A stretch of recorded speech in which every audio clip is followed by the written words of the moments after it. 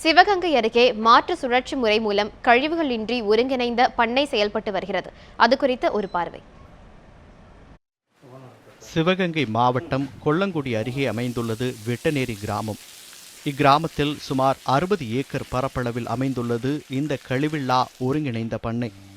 இங்கு சுமார் 25 மாடுகள் வளர்க்கப்பட்டு அதன் மூலமாக கிடைக்கும் பாலிலிருந்து வெண்ணெய், நெய், பனீர் ஆகியவை இயற்கை முறையில் உற்பத்தி செய்யப்படுகிறது.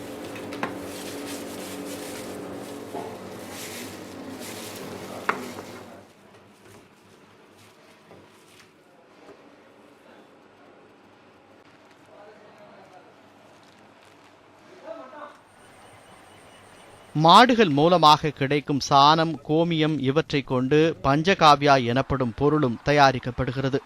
இங்கு கிடைக்கும் இயற்கை உரங்களை கொண்டு கத்தரி, வெண்டை, எள் உள்ளிட்ட காய்கறி மற்றும் சிறு தானியங்களும் விளைவிக்கப்படுகிறது.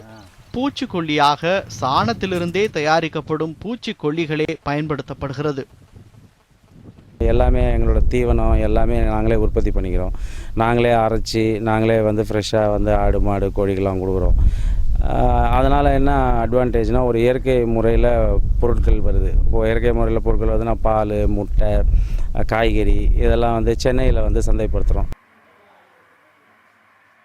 இங்கு விளைவிக்கப்பட்ட எள், கொள்ளு ஆகியவை இங்குள்ள செக்கில் ஆட்டப்பட்டு எண்ணெய் தயாரிக்கப்படுகிறது.